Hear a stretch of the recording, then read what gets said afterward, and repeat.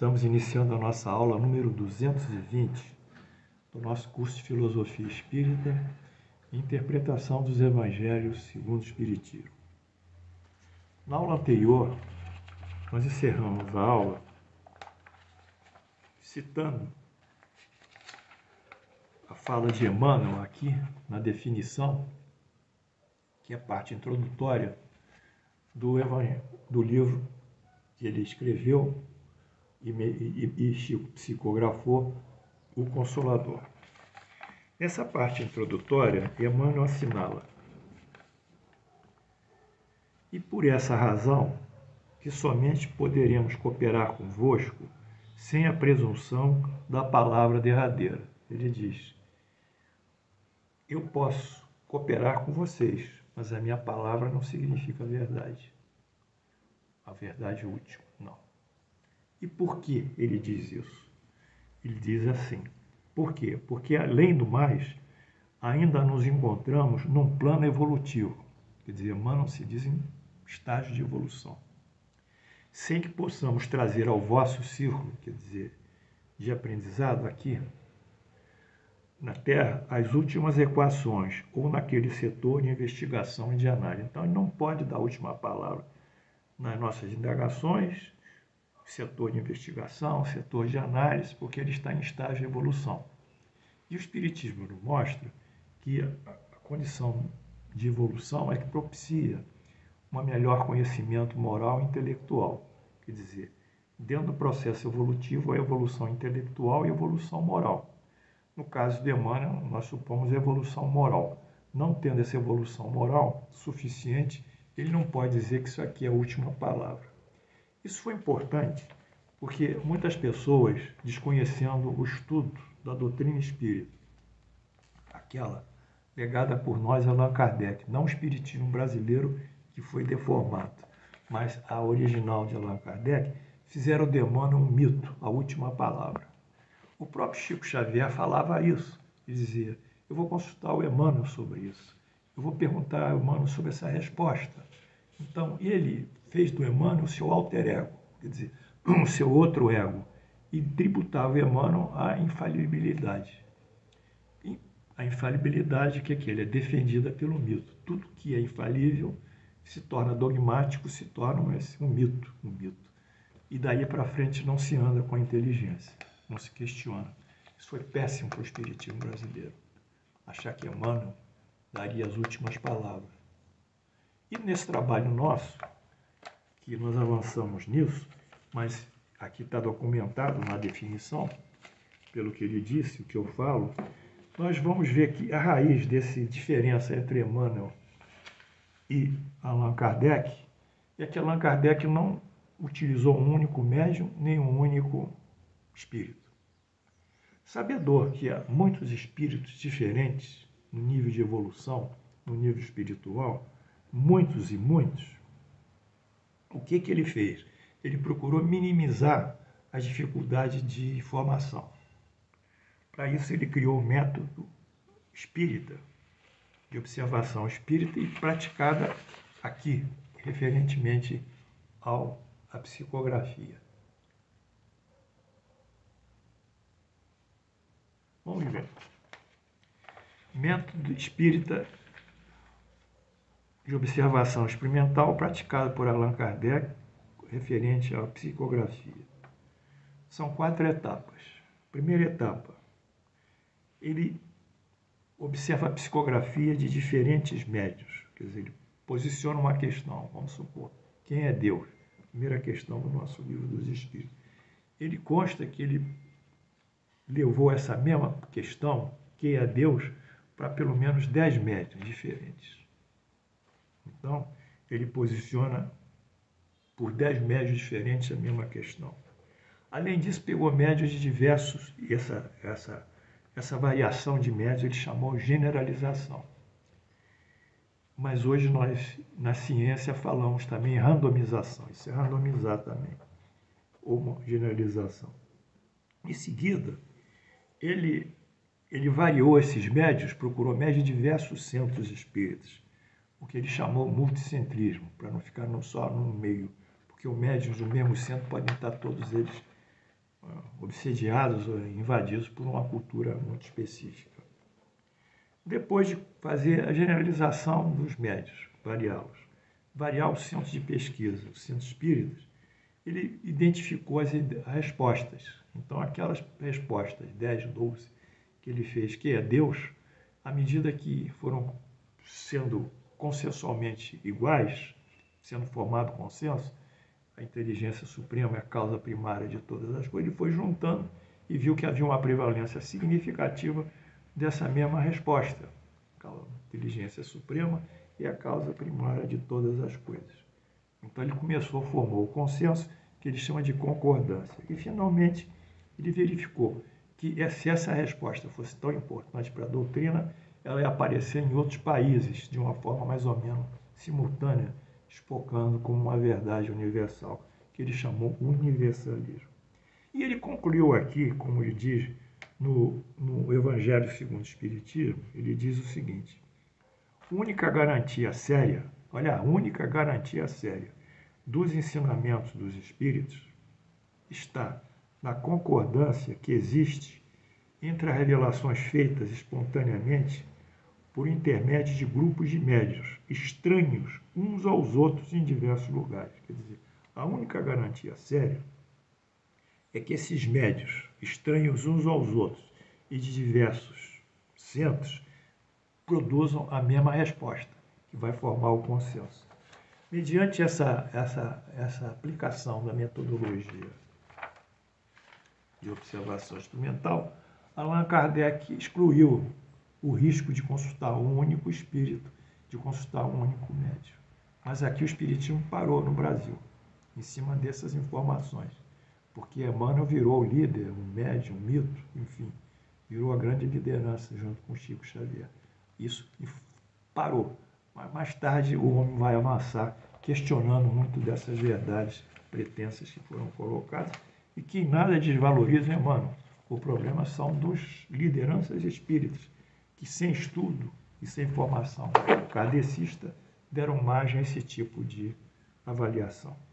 Portanto, a diferença de método de pesquisa e de critérios de autenticação, como nós vimos, é um divisor de água entre o professor Kardec e um sem número de médiuns e espíritos. Quer dizer, hoje pipoca na rede um médium, um espírito, um médium vivo escrevendo, tudo isso é questionável, né? Absolutamente questionável. Portanto, métodos diferentes dão respostas diferentes. Portanto, a raiz de todas essas diferenças, frente à doutrina espírita, está onde? No método. É aqui que começa a viciação das informações e das psicografias, no método. Eu falo isso em termos de doutrina espírita. Os romances de Emmanuel são extraordinários. A psicografia de Parnaso de Além Túmulo, de Chico Xavier, é extraordinário. Eu não estou me atendo ao trabalho de romances, ao trabalho dele, às interpretações dele que ele quer fazer nos livros Fonte Viva, que são de caráter eminentemente religiosos. Eu estou me detendo no ponto fundamental, doutrina espírita, kardecismo. Bem, então, nós vemos o que um método é. É um conjunto de processos que devemos empregar para investigação e pesquisa para demonstrar a verdade. Então, o método tem por objetivo demonstrar a verdade. Ele é um conjunto de processos. E o método de observação instrumental é um conjunto de processos colocado por Allan Kardec com a generalização, o multicentrismo, a concordância e a universalização das informações. Então, o Espiritismo adotou o método de Allan Kardec nessas 4 fases e, por isso, alcançou uma verdade que ele propôs. Já as correntes espiritualistas, mas não kardecistas, nós não temos nada, eles podem seguir, eu vou citar aqui o Emmanuelismo, não adotou esse método, quer dizer, Chico Xavier, nem Emmanuel, mas, sobretudo, os dirigentes, porque eles tinham que coordenar aqui uma série de médios, não deixar um médium só responder, nem um espírito só responder. Essa ausência de médium, um único médium, um único espírito, produziu o erro, que é uma não conformidade com a verdade. Então, a partir disso, surgiram respostas, como nós analisamos essa, e aqui tem muitas, não dá para analisar muita coisa, que não são conformes com a doutrina espírita e com a proposta de Jesus, as interpretações metafóricas de Jesus. Esse eu que é não conformidade com a verdade, ele realmente trouxe muitos problemas e até hoje traz pelo endeusamento de Chico, a divinização quase de Chico. Chico é um ser messiânico e uma linha doutrinária tipicamente emanuelista. Portanto, a verdade será sempre a conformidade entre o que nós concebemos e a prática, que é o fato, os conceitos e a prática. Eu concebo que existe uma força atraindo os objetos para a Terra, uma concepção minha, quando eu jogo um objeto, ele cai, e aí eu comprovo isso na verdade, aí caracterizo a lei da gravitação e inversão.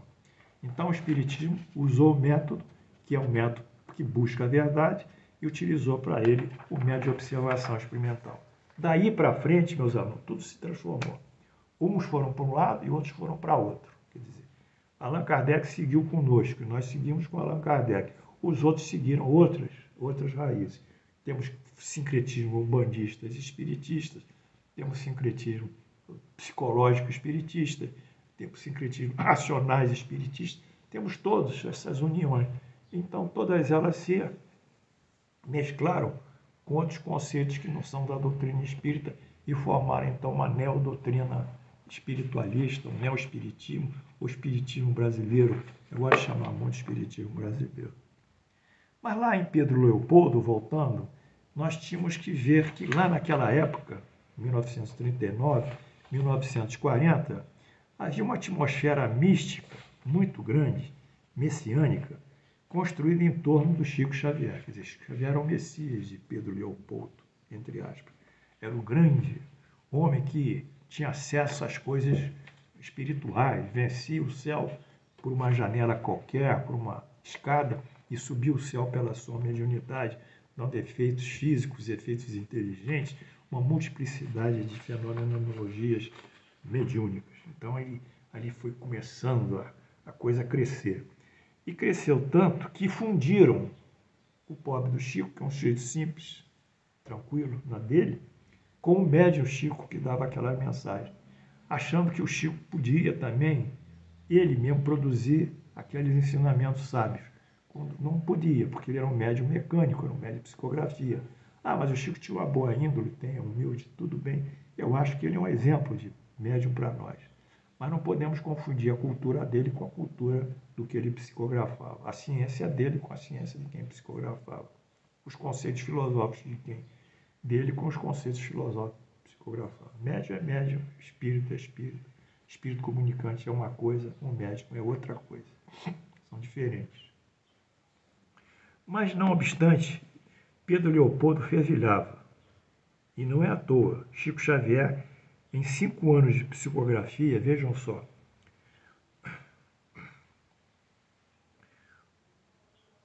psicografou muitos livros e centenas de mensagens que a todos impressiona. Por exemplo, o primeiro livro dele, que choca, é Parnaso de Além Túmulo, que é uma antologia poética, diversos poetas, publicado em 1932. Como eu disse a vocês, Parnaso é um recanto dos poetas, que sai da mitologia grega. É o sítio dos poetas. Ele psicografa Olavo Bilac, Azevedo Cruz, Castro Alves, por exemplo, e o poeta realmente da morbidez, que é Augusto dos Anjos, um poeta mórbido, triste, controverso. Vamos ver um texto de Augusto dos Anjos para vocês verem o impacto que isso poderia ter causado e causou naquela comunidade tão simples e tão ignorante aí da doutrina espírita, como era o pessoal de Pedro Leopoldo. Augusto dos Anjos. Viveis a extravagância e a decadência, o pesadelo esdrúxulo e profundo do tempo em que o direito moribundo, sob o insulto das forças e da violência. Toda a carne é ilusão, treva, falência. Só o Espírito Altíssimo é fecundo. É a suprema dinâmica do mundo, força renovadora da existência. Ante o assombro da túnica pretexta, Volve o instinto famélico da besta, que de novo no mundo engendra a guerra. Sempre Caim, no escárnio dominando, a comandar no vórtice nefando o turbilhão de lágrimas da terra. Augusto dos Anjos. Aí Chico psicografa isso. Como é que você se sentiria? Aquele sujeito humilde, antigo caixeiro, na mercearia, vendendo secos e molhados, antigo operário de uma fábrica de tecelagem, lendo isso na voz dele. Todo mundo ia subir. Que maravilha. Que impacto isso causou, e foi assim por frente. Essa estupefação daquele humilde balconista de uma mercearia de secos e molhados, daquele antigo operário da fábrica de tecidos, apenas com o primeiro grau incompleto, carregando todas as deficiências de ensino de uma cidade do interior, ainda na segunda década de 1900. Era esse. Não podia ele produzir isso. Causava impacto. Vamos ver algumas obras publicadas antes do período que preludia ao lançamento Consolador. 1932 a 1937. Parnaso de Além-Túmulo, diversos autores, 1932. Parnaso é montanha grega, montanha da Grécia Antiga, consagrada a Apolo e às musas, na mitologia grega. Mas aqui ela foi adotada como a morada simbólica dos poetas. Então é um termo grego e ali são diversos estilos literários. Isso impactou, como Augusto dos Anjos, são diversos estilos. Segundo livro, 35, Cartas de uma Morta, Maria João de Deus. Terceiro, Palavras do Infinito, diversos autores, 1936. Quarto, Crônicas de Além-Túmulo, Humberto de Campos, 1937. Aqui surge Humberto de Campos. Um estilo literário dele, aqui na Terra. Pega-se um livro de Humberto de Campos encarnado, o texto dele. Pega-se o psicografado, Chico, vê se como é o mesmo estilo, como são as mesmas palavras, como é o mesmo vocabulário, como é a mesma construção de parágrafos, como é o mesmo uso das metáforas e de outros efeitos de linguagem. Tudo igual. Foi um impacto. Bem, toda essa atmosfera mística que sobe com o Chico, messiânica também, hoje até é messiânica, porque todo mundo fala em Chico, Chico, Chico, mas uma boa, o Chico realmente, dele, ele que escreveu, é muito pouco, quase nada. Né? O que se coloca aí é Chico, Chico, mas são as psicografias do Chico.